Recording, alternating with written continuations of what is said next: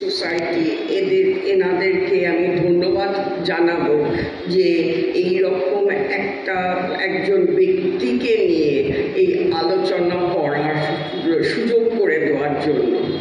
আমি নিজে শ্রীরামপুর সম্পর্কে যে অনেকবারই এসেছি শ্রীরামপুরে, কারণ এখানে আমার পিসি থাকতেন,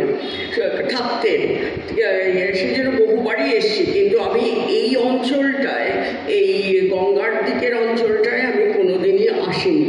সুতরাং আজকে এই যে এক্সিবিশনটা হয়েছে ছোট হলেও সেটা কিন্তু এই শ্রীরামপুরের যে এত ডাইভার্সিটি আছে, যেগুলো আমরা ইতিহাস থেকে কিছু কিছু জানতাম, কিন্তু তার থেকেও যে ছবি দেখলে সেটা কিন্তু আরও অনেক বেশি স্পষ্ট হয়ে ওঠে। এবং এই সংস্থার একদম একান্ত উদ্যোগে যে পত্রিকাটি প্রকাশিত হয়েছে আজকে, যার চতুর্থ সংখ্যা শ্রী, সেই সংখ্যাটি যখন আমি দেখছিলাম তখন সেখানে কিন্তু এই অঞ্চলটার যে কতটা ঐতিহ্যবাহী একটা অঞ্চল সেটা কিন্তু ভীষণ সুন্দরভাবে ধরা পড়েছে। আজকে আমরা এখানে যে দার্শনিককে নিয়ে আলোচনা করছি তিনি কৃষ্ণচন্দ্র ভট্টাচার্য। যখন আমার দুই দিদি শেফালি দি এবং অমিতা দি, তারা দুজনেই খুবই সুন্দর করে বলেছেন এবং একদমই জাস্টিফাইড যে আমরা আমাদের দর্শনের সিলেবাসে কেসিবিকে রাখি না। তার কারণ বোধহয় একটাই, যে কেসিবিকে বোঝাটা একটু ডিফিকাল্ট, কারণ ছাত্ররা যে বয়সে আসে তাদের তখন কিন্তু বোধহয় অতটা ম্যাচিউরিটি তৈরি হয় না যে তারা জিনিসটাকে উদ্ধার করবে। আর জানি না এই সেমিস্টার সিস্টেমের মতোই এবং তার সাথে বর্তমানে এনইপি সিলেবাস ফলো করার চাপে আমরা যদি কোনোদিন কেসিবিকে ইন্ট্রোডিউস করা হয় তাহলে যিনি পড়াবেন তার কি অবস্থা হবে সেটা আমি ভাবতেও পারি না। আমাকে যে পড়াতে হবে না সে ব্যাপারে আমি নিশ্চিত। আমি শেফালিদি আগেই বলেছেন যে আমি আজকে শেফালিদি এবং অমিতাদি দুজনেই একটা বিষয়কে ভীষণ সুন্দরভাবে তুলে ধরেছেন যে কেসিবি মধ্যে আমাদের ভারতবর্ষে তো অনেক দার্শনিক আছেন, কিন্তু আমরা কেসিবিকে কেন এতটা গুরুত্ব দিচ্ছি? এবং শুধুমাত্র আমরা নই, এখন পাশ্চাত্য দর্শনে কিন্তু বা পাশ্চাত্য দেশে কেসিবিকে নিয়ে বহু আলোচনা হচ্ছে। যেমন আমি রিসেন্টলি 2023-এই বোধহয় একটি কনফারেন্স হয়েছে অনলাইনে, সেটা কেসিবির ওপরই, সেটা ইসরায়েলের এক ভদ্রলোক করেছেন, দানিয়েল রাভে, পরে সেইটি গ্রন্থ হিসেবে বেরোয়। এবং আমি ওই দানিয়েল রাভের সাথে যখন ব্যক্তিগতভাবে আমি যখন কথা বলেছিলাম তখন দেখেছি যে ওনাদের বিশ্ববিদ্যালয়ে তেল আভিভ ইউনিভার্সিটিতে সেখানে কিন্তু কৃষ্ণচন্দ্র ভট্টাচার্য গ্রন্থ পড়া হয় এবং সেগুলোকে নিয়ে রিসার্চ করা হয়। তার যে এস্থেটিক্স, সেই এস্থেটিক্স নিয়ে কিন্তু তারই ছাত্রছাত্রীরা কাজ করেন, অথচ আমাদের ক্ষেত্রে আমরা করি না। এটা অত্যন্তই দুঃখজনক ঘটনা। দিদি আরেকটা কথা যেটা বারবার বলছিলেন সেটা হচ্ছে যে কৃষ্ণচন্দ্র ভট্টাচার্যের এই যে দর্শনের ক্ষেত্রে তার এতটা গুরুত্ব কেন না, তার নিজের চিন্তা, তার স্বকীয় চিন্তা, এবং সেই চিন্তাটাকে আমরা তার প্রত্যেকটা রচনার মধ্যেই বিশেষভাবে ফুটে উঠতে দেখি। আমি আজকে এখানে আলোচনার জন্য তার রচনার একটা ছোট অংশকে আমি তুলে ধরবো, সেটা হচ্ছে সাবজেক্টের নোশন, হ্যাঁ, নোশন অফ সাবজেক্টিভিটি। এখন এই যে সাবজেক্টিভিটির যে নোশনটা, সেটা ফিলসফিতে কিন্তু ভীষণভাবে ইম্পর্টেন্ট। কিন্তু কৃষ্ণচন্দ্র এই যে যখন এই সাবজেক্টিভিটি বা সাবজেক্ট নিয়ে যখন আলোচনা করেছেন, তার সেই আলোচনার ডাইমেনশনটা কিন্তু সম্পূর্ণ মানে অত্যন্ত ব্যাপক হয়ে গেছে। আমি আজকে মানে আমার নিজেরও আমি এই সুযোগেই কৃষ্ণচন্দ্র ভট্টাচার্যের লেখাগুলো নতুন করে পড়তে শুরু করেছি। তা সেখানে আমি আজকের জন্য বেছে নিয়েছি নোশন অফ সাবজেক্টিভিটি, ওই সাবজেক্ট অ্যাজ ফ্রিডম। এই রচনার প্রথম যে পরিচ্ছেদটা, সেটার নাম হচ্ছে the subject as freedom, sorry, Notion of subjectivity. আমি সেই নোশন অফ সাবজেক্টিভিটি বা বিষয়ীর ধারণা, এটাতে এই অংশটাতে 24টা পরিচ্ছেদ আছে, মানে প্যারা আছে, সবগুলোতেই নাম্বারিং করা। আমি তার মধ্যে 14টা, প্রথম 14টা নিয়ে আমি কিন্তু মানে যতটুকু পেরেছি, যতটুকু বুঝেছি, সেইটুকুই আপনাদের সামনে তুলে ধরব। ভারতীয় দর্শনের প্রেক্ষাপটে বিষয়ী বা সাবজেক্টের ধারণা বিশেষভাবে গুরুত্বপূর্ণ, এবং বিষয়ী কে হবেন এই প্রশ্নটি যেমন অধিবিদ্যার ক্ষেত্রে আলোচিত হয়, তেমনি জ্ঞানতত্ত্ব, যাকে আমরা এপিস্টেমোলজি বলি, বা সাইকোলজি, মনোবিদ্যার ক্ষেত্রেও আলাদা আলাদা উত্তর বা ভাবের সূচনা করে। এবং আমরা জানি, যারা ভারতীয় দর্শন নিয়ে একটু চর্চা করি, তারা জানি যে এই উত্তরও আবার বিভিন্ন সম্প্রদায়ের কাছে বিভিন্ন রকম। যেমন যখন আমরা বেদান্ত, বিশেষ করে অদ্বৈত বেদান্তের কথা বলি, তখন সেখানে বিষয়ী মানে কিন্তু আত্মা, হ্যাঁ, বিষয়ী মানে পরমাত্মা, ব্রহ্ম। আবার যখন ন্যায় দর্শনে পড়ছি, তখন জীবাত্মাকে বিষয়ী বলে অভিহিত করা হয়েছে। আর বৌদ্ধ দর্শনে, যেখানে কোনো আত্মা বলে দ্রব্য স্বীকৃত হয়নি, সেখানে কিন্তু বিষয়ী বলতে কোনো রকম ওই রকম জীবাত্মা বা পরমাত্মাকে বোঝানো হয়নি। যা বোঝানো হয়েছে তা হচ্ছে ক্ষণিক বিজ্ঞানের একটা প্রবাহ। আমরা এই যে এতগুলো স্কুল, এগুলো নিশ্চয়ই কোনোগুলো নিয়েই আলোচনা করব না। আমরা এখানে কেসিবির মত নিয়েই আলোচনা করছি, এবং কেসিবির মত যখন আমরা দেখতে যাচ্ছি, তখন একটা মজার ব্যাপার দেখছি যে যদিও কেসিবির যে আকর্ষণ বা ইনক্লিনেশন আমরা বলতে পারি ওয়াজ টুয়ার্ডস অদ্বৈত বেদান্ত, মানে অদ্বৈত বেদান্তের প্রতি তার একটা প্রবণতা বা টান ছিল, কিন্তু তাঁর মতকে নিছক অদ্বৈত বেদান্তের একটা বিকল্প ব্যাখ্যা হিসেবে গ্রহণ করা যাবে না। অদ্বৈত বেদান্তের সঙ্গে তিনি মিশেল ঘটিয়েছেন পাশ্চাত্য দার্শনিক কান্ট এবং হেগেলের মতে, যেটা একটু আগে শেফালিদি বললেন। তাই তার দর্শনকে যেমন নিছক অদ্বৈত বেদান্ত হিসেবে গণ্য করা যায় না, তেমনি আবার পাশ্চাত্য কান্ট এবং হেগেলের মতে সমগোত্রীয় বলা যায় না। তার দর্শন হয়ে উঠেছে সম্পূর্ণ তাঁর নিজস্ব। কেসিবির রচনার মধ্যে একটা বিষয় ভীষণ গুরুত্ব পেয়েছে, সেটা হলো বিদেশি ভাষায় প্রকাশিত বা চর্চিত ধারণাকে আমাদের দেশীয় চিন্তায়, নিজস্ব ভাষায়, দেশীয় অভিব্যক্তির মাধ্যমে প্রকাশ করতে হবে।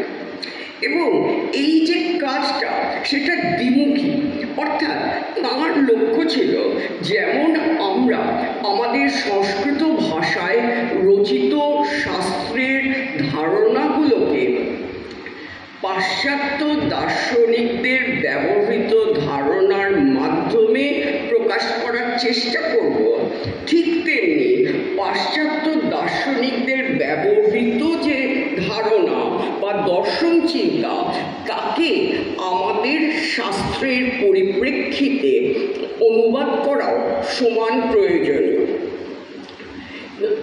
অর্থাৎ যাকে কবিগুরু বলছেন মেলাবে আর মিলিবে, কৃষ্ণচন্দ্রের দৃষ্টিতে এই যে ডায়ালগ বা এই যে সংবাদ বা আলোচনা কেবল এক ভাষা থেকে অন্য ভাষায় রূপান্তর বা অনুবাদ মাত্র নয়, তদ অতিরিক্ত কিছু, যাকে বলা যেতে পারে দর্শনের ঐতিহ্য এবং শব্দ ভাণ্ডারকে ভিন্ন ঐতিহ্য এবং শব্দ ভাণ্ডার সম্বলিত দর্শনের ভাষায় প্রকাশ করা।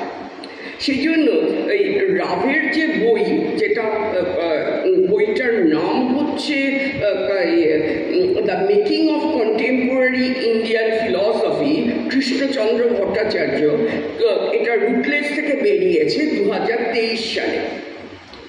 সেখানে তিনি বলছেন, it was a matter of translation, not just from or to, but between. Translation as a dialogue between traditions and vocabularies of philosophizing. কৃষ্ণচন্দ্রের এই প্রয়াসের নিদর্শন হিসেবে আমি আজকে এই বিষয়ীর ধারণাকে আলোচনা করতে যাচ্ছি। সাবজেক্ট বা বিষয়ীর ধারণাটি কৃষ্ণচন্দ্রের দর্শনে অত্যন্ত গুরুত্বপূর্ণ। এই একই ধারণার ওপর তার বেশ কয়েকটি মূল্যবান প্রবন্ধ রয়েছে, যাদের মধ্যে অন্যতম হল সাবজেক্ট অ্যাজ ফ্রিডম। এই প্রবন্ধটির মধ্যে 10টি পৃথক পরিচ্ছেদ আছে। পরিচ্ছেদ বলতে এখানে আমি চ্যাপ্টার বলতে চাইছি, যাদের মধ্যে প্রথমটি হলো বিষয়ীর ধারণা, দ্বিতীয় পরিচ্ছেদ বা অধ্যায়ের বিষয় হলো মনোগত তত্ত্ব, তৃতীয় অধ্যায়ের বিষয় হল শারীরিক বিষয়িতা, যেখানে শরীর বা দেহ দৃষ্ট হয় বা অনুভূত হয়। চতুর্থ অধ্যায়ের নাম তৃতীয় অধ্যায়ের সঙ্গে এক হলেও এই অধ্যায়ের আলোচ্য বস্তু হল knowledge of absence as a present fact. পঞ্চম অধ্যায়ের নাম মানসিক বিষয়িতা, সাইকিক সাবজেক্টিভিটি, যেখানে আলোচিত হয়েছে দ্য ইমেজ। ষষ্ঠ অধ্যায়ের শিরোনাম মানসিক বিষয়িতা হলেও এখানে আলোচ্য বিষয়বস্তু হল থট বা চিন্তন। সপ্তম অধ্যায়ের নাম আধ্যাত্মিক বিষয়িতা, যেখানে গুরুত্ব সহকারে আলোচিত হয়েছে অনুভূতি বা ফিলিং। অষ্টম এবং নবম অধ্যায়ের শিরোনাম যথাক্রমে ষষ্ঠ ও সপ্তমের সঙ্গে এক হলেও বক্তব্য বিষয় যথাক্রমে আলাদা। প্রথম অর্থাৎ অষ্টম অধ্যায়ের বিষয় হল ইন্ট্রোস্পেকশন বা অন্তর্দর্শন এবং নবম অধ্যায়ের বিষয় হল অন্তর্দর্শনের ঊর্ধ্বে। বিষয়কে এইভাবে বিভিন্ন প্রেক্ষিতে আলোচনা করার পর একেবারে দশম অধ্যায়ে উপনীত হয়ে কৃষ্ণচন্দ্র উপস্থাপন করেছেন দি সাবজেক্ট অ্যাজ ফ্রিডম। শুধু এই একটি রচনাতেই নয়, আরও অন্যান্য প্রবন্ধেও, যেমন দি concept of absolute and it's alternative forms বা দি ফলস অ্যান্ড দি সাবজেক্টিভ, সেখানেও তিনি এই বিষয়ীর ধারণা নিয়ে আলোচনা করেছেন। বিষয়ীকে অবলম্বন করে তার এই বিস্তারিত এবং বিশ্লেষণাত্মক আলোচনার প্রেক্ষিতে কৃষ্ণচন্দ্রের দর্শনে অন্যতম গবেষক এই দানিয়েল রাভে বলেছেন কেসিবি's মহা কনসেপ্ট। সাধারণভাবে বিষয়ীর সম্বন্ধে আলোচনা করা হয় জ্ঞানবিদ্যা বা এপিস্টেমোলজিতে, যেখানে যার সম্বন্ধে জ্ঞান হয় তাকে বিষয় বলা হয়, আর যার জ্ঞান হয় তাকে বিষয়ী বলা হয়। এই জন্য ভারতীয় দর্শনে জ্ঞানের আলোচনার ক্ষেত্রে গ্রাহ্য গ্রাহকের সম্বন্ধের কথা শোনা যায়, যাকে ইংরেজি ভাষায় সাবজেক্ট অবজেক্ট রিলেশন বলে বা অবজেক্ট সাবজেক্ট বলা উচিত, রিলেশন বলে উল্লেখ করা হয়। জ্ঞানতত্ত্ব ছাড়া ছাড়াও অন্য যে ক্ষেত্রে বিষয়ের আলোচনা পাওয়া যায় সেটি হলো অধিবিদ্যা। অধিবিদ্যায় যখন এই সংক্রান্ত আলোচনা হয় তখন সেই বিষয়ই মানে কিন্তু আত্মা। কিন্তু কৃষ্ণচন্দ্র যখন তার নোশন অফ সাবজেক্টিভিটিতে বিষয় নিয়ে আলোচনা করছেন, সেখানে তিনি একদিকে অদ্বৈত বেদান্ত, অন্যদিকে কান্ট এবং হেগেলের দর্শনের একটা মিল করেছেন। সেই জন্য তার রচনায় তিনি যে ধারণাটির অনুসন্ধান করছে সেটি হলো পরমাত্মা বা দি অ্যাবসলিউট। এই পরমাত্মা লক্ষণ দেওয়ার প্রয়াস পরিলক্ষিত হয় তার দর্শনে একদম প্রথম থেকে। তবে এই প্রয়াসের মধ্যে পর্যায়ভেদ, মানে যেটা শেফালিদিও বলছেন, আলাদা আলাদা লেভেল আছে। শৈশব থেকে বেদান্তি পরিমণ্ডলে বড় হয়ে ওঠা কৃষ্ণচন্দ্রের অনুসন্ধানের প্রথম পর্যায়ে পরমাত্মাকে দেখেছেন অনির্দিষ্ট বা ইনডেফিনিট হিসেবে। ঠিক যেমন উপনিষদের ব্রহ্ম বা আত্মাকে নেতি নেতি করে দেখা হয় এবং যখন আমরা নেতি বলছি তখন সেখানে কিন্তু আমরা কোনো ধর্ম সহকারে তাকে জানছি না। অথচ পরে যখন আমরা ব্রহ্মকে সচ্চিদানন্দ হিসেবে বর্ণনা করা হয়েছে দেখতে পাই, তখন কিন্তু তাকে আর অনির্দিষ্ট বলা যাচ্ছে না। সেই জন্য এখানে কিন্তু আমরা একটা নির্দিষ্টতাকে স্বীকার করা দেখতে পাচ্ছি। বেদান্ত মহাবাক্য, আমরা যেটা সবাই জানি যে ব্রহ্মসত্য জগৎ মিথ্যা, সেখানে জগৎ মিথ্যা এই অংশটাকে তিনি কৃষ্ণচন্দ্র বলছেন যে তাকে আমাদের দুভাবে বুঝতে হবে। একটা হচ্ছে যে ব্রহ্ম ভিন্ন হিসাবে মিথ্যা, আনরিয়াল, অ্যাপার্ট ফ্রম ব্রহ্মণ, এবং দ্বিতীয় হচ্ছে ব্রহ্মের সত্তার সঙ্গে অভিন্ন রূপে সৎ বা সত্য, real in the reality of Brahman. এই দ্বিতীয় অংশটি সাধারণভাবে উপেক্ষিত হয়ে থাকে। দ্বিতীয় পর্যায়ে এই পরমাত্মাকে তিনি দেখছেন বিষয়ী হিসাবে, এবং তৃতীয় পর্যায়ে তিনি পরমাত্মাকে বিকল্পের সাহায্যে দি অ্যাবসলিউট অ্যাজ অল্টারনেশন ধরার চেষ্টা করেছেন। যদিও তার রচনায় পরমাত্মার সংজ্ঞাকরণের ভেদ পর্যায়ক্রমে পরিলক্ষিত হয়েছে, কিন্তু সামগ্রিকভাবে এগুলো সবই পরমাত্মাকে বোঝার একটা প্রয়াস হিসাবে পরিগণিত হয়। যেহেতু আমি আগেই বলেছি আমি আমার এখানে চেষ্টা করছি শুধু নোশন অফ সাবজেক্টিভিটি প্রবন্ধটাকে অবলম্বন করার, সেই জন্য এখানে আমি দেখতে পাচ্ছি এখানে কিন্তু উনি এই পরমাত্মা বা আত্মা কোনো প্রসঙ্গই আনছেন না। তিনি সেখানে একদম প্রথমেই যখন সাবজেক্টিভিটি বা বিষয়টা বলতে কি বোঝানো হয় তা নিয়ে আলোচনা করছেন, তখন সেই আলোচনা শুরু করছেন ভাষা বিশ্লেষণের মাধ্যমে। ভাষার ক্ষেত্রে বিষয় বা অবজেক্ট বলতে বোঝায় যা ইন্দ্রিয় প্রত্যক্ষের বিষয় অথবা যা ওই বিষয়ের সাথে সম্পর্কিত।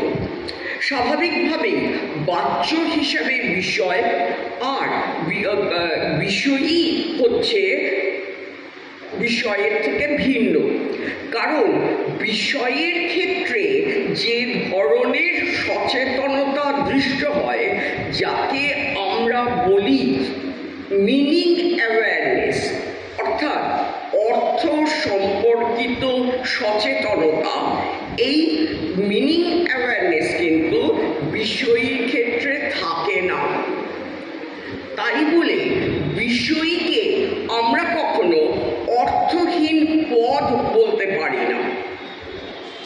বিষয়ী তার মতে অবশ্যই অর্থপূর্ণ প্রকাশযোগ্য, এবং যদি কখনো বিষয়ী বাচ্য হয়, অর্থাৎ যখন আমি আমির সম্বন্ধে কথা বলছি এই রকম যদি হয়, তখন সেই জায়গায় উনি বলছেন যে সেটা কিন্তু তখন আর বিষয় থাকবে না, ওই ক্ষেত্রে সেটা কিন্তু বিষয়ে পর্যবসিত হয়ে যাবে। যে বাক্য একটি শব্দের দ্বারা অভিহিত হয় তাকে অবশ্যই শ্রোতার কাছে বোধগম্য হতে হয়, এবং যে যে বোধটা শ্রোতা নিজের শব্দ প্রয়োগের দ্বারা ব্যক্ত করতে পারেন। যখন আমরা শব্দের মাধ্যমে অর্থবোধের কথা বলি, তখন আসলে আমরা বলতে চাই একজন বক্তা শব্দের দ্বারা যে অর্থকে বোঝান সেই অর্থকেই শ্রোতা বুঝতে পারছেন, এবং শ্রোতাও যখন ওই শব্দটা ব্যবহার করছেন তখনও তিনি কিন্তু ওই অর্থটাকেই বোঝাতে চাইছেন। অর্থাৎ বক্তা এবং শ্রোতা দুজনেই একই বিষয়কে বোঝানোর জন্য একই শব্দ প্রয়োগ করছেন। এটাই হচ্ছে আমাদের কমিউনিকেশনের নিয়ম, উনি বলছেন। কিন্তু মজার ব্যাপার হচ্ছে, যখন আমরা আমি শব্দটা প্রয়োগ করছি তখন কিন্তু, বা ইংরেজিতে যখন আই শব্দটা বোঝাচ্ছি, তখন কিন্তু এই নিয়মটা খাটছে না। অর্থাৎ বক্তা যখন আমি বা আই শব্দটা উচ্চারণ করছেন তখন তিনি যে অর্থকে বোঝাচ্ছেন, শ্রোতা যখন আই শব্দটা উচ্চারণ যদি করেন তিনি কিন্তু সেই অর্থকে বোঝান না। অর্থাৎ তার ক্ষেত্রে অর্থটা যাকে বোঝানো হচ্ছে দুটো কিন্তু সম্পূর্ণ আলাদা হয়ে যাচ্ছে। তার মানে সোজা কথায় আই এই শব্দটা কিন্তু অন্য শব্দের দ্বারা, অন্য শব্দ যেগুলো দিয়ে আমরা নানা ধরনের বস্তুকে বোঝাই সেগুলো থেকে আলাদা।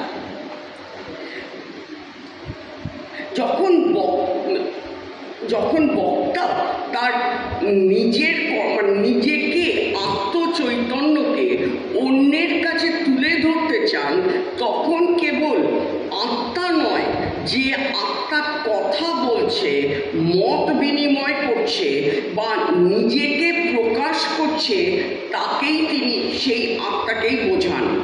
বক্তার আত্মচৈতন্য আমি শব্দের দ্বারা যে নিছক প্রকাশিত হচ্ছে তা নয়, তা যেন ওই শব্দের মধ্যে মূর্ত হয়ে উঠছে। তাই বক্তা ওই আমি শব্দের দ্বারা যা বোঝাতে চান তা ওই একই পদ ব্যবহার করলেও কখনোই শ্রোতার সেটা অভিপ্রেত হতে পারে না। এটা কৃষ্ণচন্দ্রের ভাষায় থিং সাবজেক্ট বা বিষয়ী বস্তু, যা নিজেকে প্রকাশ করছে এবং যা কখনোই কেবল প্রকাশিত হয় না। সেই কারণে বলা যায় যে আমি এই সর্বনাম পদের দ্বারা যা বোঝানো হয় তা কিন্তু অন্যান্য সর্বনাম পদ বা এমনকি এই ইংরেজিতে দিস এই পদের দ্বারাও বোঝানো বা প্রকাশ করা যায় না। আমি পদের বিশেষত্ব বোঝাতে গিয়ে তিনি বলেন যে এই বা দিস পদের দ্বারা যদি কোনো প্রত্যক্ষযোগ্য বস্তু, যেমন আমার শরীরকে বোঝানো হয়, তাহলেও এটা আমি বা আমি এটা এই ধরনের কথা বা বাক্য বলা সম্ভব নয়। এই বা এটাই পদটি, যে আমি পদটি বলেছিল তাকে বোঝাতে ব্যবহার করা যেতে পারে। অর্থাৎ কেউ যদি জিজ্ঞেস করে যে এই বক্তাটিকে, এখানে বক্তাটিকে, তখন উত্তরে যদি বলেন, তখন উত্তরে বলা যেতে পারে আমি, এটাই আমি বা বক্তাই আমি, এটাই বলতে আমি সেখানে কিন্তু বক্তাকে ইন্ডিকেট করছি। কৃষ্ণচন্দ্রের মতে এটাই আমি, এটা কিন্তু কোনো বচন বা অবধারণ নয়, এটা বরং একটা কারেকশন বা সংশোধন হিসাবে গণ্য করা যেতে পারে, যেখানে বলতে চাওয়া হচ্ছে যে বক্তা এই বস্তুটি নয়, এই দেহ নয়, অথচ এই দেহটা আমার থেকে ভিন্ন, এটাও মিথ্যা। কারণ ঘটনা হলো যে এটি মানে এই যে দেহটি যেটা আপনারা সবাই দেখতে পাচ্ছেন সেটাই আমি। অনেকেই মনে করছেন যে এই কথাটা যখন এটাই আমি, এটা যদি তাহলে গণ্ডগোলের হয়, তাহলে এটাকে আমরা রজ্জু সর্পের মতন করে দেখি না কেন? উনি বলছেন যে না, এটাকে সেইভাবেও দেখা যায় না। আসলে আমি যখন আমি বক্তা বা দিস ইজ আই এটা যখন বলছি, তখন আমরা কিন্তু কোনো ধরনের মিথ্যা বলছি না, যেটা রোপ স্নেক ইলিউশনের ক্ষেত্রে বলে থাকি। আসলে আমরা যেটা বোঝাতে চাইছি সেটা হলো আত্মগত বা বিষয়গত অভিন্নতা, যেটাকে আমরা ইংরেজিতে করি পার্সোনাল আইডেন্টিটি। আচ্ছা, এরপরে বিষয়কে আমরা সবসময় বিষয়ীর থেকে ভিন্ন বলে জানি, কিন্তু বিষয়ীর জ্ঞান কেবলমাত্র বিষয়ী সাপেক্ষেই সম্ভব। বিষয়ের থেকে স্বতন্ত্র রূপে এবং নিরপেক্ষ রূপে বিষয়ীর অনুভব হয়। আমি বিষয়ী এইটা এর জ্ঞান যখন আমার হবে, তখন কিন্তু সেই জ্ঞানটা আমার অনুভূত। হ্যাঁ, সেই জন্য উনি বলছেন যে এই শব্দ দিয়ে আমি আসলে যেটা বলতে চাইছি সেটা হচ্ছে myself in a temporal position. যেমন যখন বলছি আমি সেই বক্তা, তখন সেই বলতে অতীতের আমিকেই বোঝানো হচ্ছে। অতএব বলা যেতে পারে যে বিষয়ী হচ্ছে স্বসংবেদ্য এবং বিষয়ের সাথে কোনোভাবেই সম্পর্কিত নয়। যে বিষয়ের সঙ্গে বিষয়ীকে অভিন্ন বলে ভাবা হয়ে থাকে, সেই বিষয়ই বিষয় বিযুক্ত, এটাই আমাদের অনুভবে ধরা পড়ে। এই কারণে কৃষ্ণচন্দ্র মনে করেন যে বিষয়ী হলেন আমি পদের একজন অনন্য বা অদ্বিতীয় বক্তা, তিনি বাস্তবিকই হন বা সম্ভাব্য হন, এবং বিষয় যা তা সবসময়ই বিষয় থেকে ভিন্ন।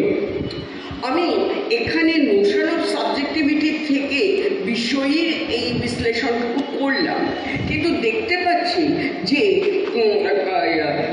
এখানে দেখলাম যে উনি কোনো জায়গাতেই বিষয়কে পরমাত্মা বা বিষয়কে আত্মা এইরকম কিছু বললেন না। উনি সমানে খালি দেখিয়ে গেলেন যে বিষয়ই বিষয় থেকে স্বতন্ত্র। কিন্তু এই সাবজেক্টের ফ্রিডম, হ্যাঁ, বা নোশন অফ সাবজেক্টিভিটির যদি আমরা পরবর্তী পর্যায়গুলোতে যাই, সেখানে কিন্তু আমরা দেখব উনি আস্তে আস্তে কিন্তু এই বিষয়কে আত্মার সঙ্গে মানে আইডেন্টিফাই করছেন। তার বাংলা রচনাগুলো, যেটা নির্মাল্য এডিট করেছেন, দেশ থেকে বেরিয়েছে, সেখানে একটা মনোবিজ্ঞান বলে ওনার একটা অসমাপ্ত প্রবন্ধ আছে, এবং বইটা ভীষণই ভালো আর কি, পড়তে খুব ভালো লাগছে। মনোবিজ্ঞান নামক প্রবন্ধে তিনি কিন্তু মনোবিজ্ঞানের থেকে একান্ত ভিন্ন করে মনোদর্শন মানে ফিলসফি অফ মাইন্ড বোধহয় বলতে চাইছেন, কারণ উনি টার্মটা ইউজ করছেন মনোদর্শন, এবং তার আলোচ্য বিষয় হিসাবে বিষয়ী যে আত্মা তার উল্লেখ করেছেন। সেই দিক থেকে দেখলে বিষয়ের থেকে ভিন্ন যে বিষয়ী তা আত্মাই। তবে এই আত্মা কিন্তু বেদান্ত কথিত শুদ্ধ আত্মা নয়, এই আত্মা বিষয়ের সাথে সম্পৃক্ত বিষয়ী। তিনি সেখানে বলেছেন শুদ্ধ আত্মাও একেবারে স্বলক্ষণে জ্ঞেয় নয়। সূর্যকে যেমন মসীভূত কাঁচের দ্বারা দেখিতে হয়, সেইরূপ আত্মাকে পরিচ্ছন্ন অহংভাবে জানিয়ে পরে বৃত্তির জন্য এই হীনপ্রভুত্ব ও পরিচ্ছন্নত্ব এরূপ কল্পনা করিতে হয়। নোশন অফ সাবজেক্টিভিটি প্রবন্ধে তিনি যে বিষয়কে স্বসংবেদ্য বলেছেন সেই কথাটা কিন্তু মনোবিজ্ঞানেও আছে।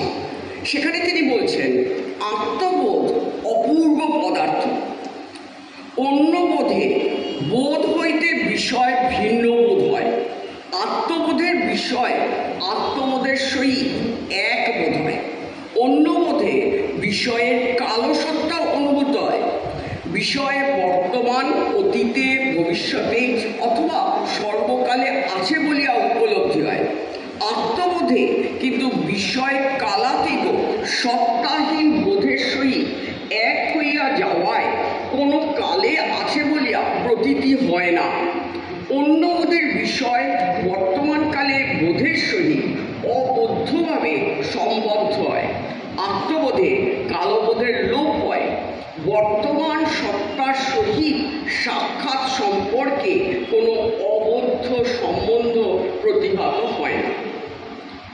কৃষ্ণচন্দ্র ভট্টাচার্যের এই যে নোশন অফ সাবজেক্টিভিটি প্রবন্ধে এই যে আমি যে আলোচনাটা দেখলাম, যেখানে তিনি বিষয়ীকে বিষয়ের থেকে সম্পূর্ণ আলাদা করেছেন এবং বিষয়ীকে বলছেন যে সেটা হচ্ছে একটা ফেল্ট কন্টেন্ট এবং যেটা বিষয়ের থেকে সম্পূর্ণ আলাদা, সেটা কিন্তু তার যদি রুট আমরা খুঁজতে যাই বা সেটাকে অনেকেই বুঝতে পারছেন যে এটা হচ্ছে শঙ্করাচার্যের ব্রহ্মসূত্র ভাষ্যের একদম প্রথম বাক্য, যেখানে যুষ্মদস্মৎ প্রত্যয় গোচরয় বিষয় বিষয়ীন তম প্রকাশব বিরুদ্ধ স্বভাবয়োর ইতরেতর ভাবানুপত্ত সিদ্ধায়াং তদ্ধর্মানামপি সুতরাং ইতরেতর ভাবানুপত্তি ইতি অত অস্মৎ প্রত্যয় গোচরে বিষয়িনী চিদাত্মকে যুষ্ম প্রত্যয় গোচরস্য বিষয়স্য তদ্ধর্মানাং চ বিষয়ে অধ্যাস মিথ্যা ইতি ভবিতুম যুক্তম। অর্থাৎ কৃষ্ণচন্দ্রের রচনায় শঙ্করগুপ্ত এই বিষয় বিষয়ী সম্পর্কের অনুরণন ধরা পড়েছে। তবে শঙ্করের ভাবনাকে তিনি আধুনিকতার ছোঁয়ায় রঞ্জিত করেছেন ব্যবহার এবং বোধ, ইউজ অ্যান্ড আন্ডারস্ট্যান্ডিং এর মধ্যে পার্থক্যের কথা বলেন। তার সাথে তিনি আরেকটি নতুন ভাবনা যুক্ত করেছেন বিষয়ের ক্ষেত্রে, যেটি হলো অনুভূতি বা ফিলিং।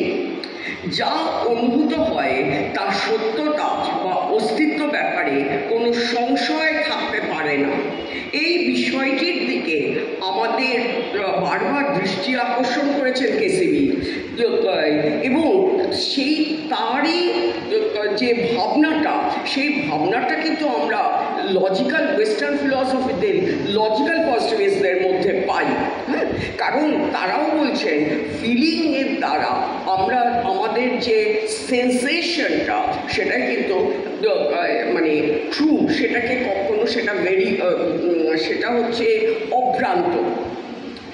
তাহলে আমরা দেখছি যে কৃষ্ণচন্দ্রের রচনায় তিনি বিষয়ীর সত্যতার পরিপ্রেক্ষিতে অনুভূত তথ্য বা ফেল্ট কন্টেন্টের কথা বলছেন যৌক্তিক প্রত্যক্ষবাদীদের মতো, এবং এরই মধ্যে খুঁজে পেয়েছেন আমি রূপ বিষয়ীর অনন্যতা।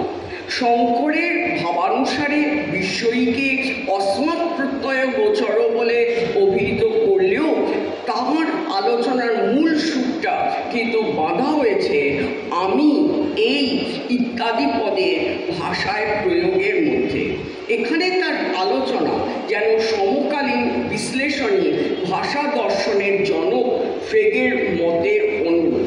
অর্থাৎ কৃষ্ণচন্দ্রের রচনার কয়েকটি পরিচ্ছেদের মধ্যেই দেখতে পাওয়া যাচ্ছে তার দর্শন চিন্তার বিশিষ্টতা, যেখানে ভারতীয় দর্শনের একটি ধারণাকে আধুনিক পাশ্চাত্য দর্শনের আলোকে কিভাবে ফুটিয়ে তোলা যায়, কিভাবে প্রাচ্য ও প্রতীচ্যের মেলবন্ধনে একটা সংবাদ সুসম্পন্ন হতে পারে।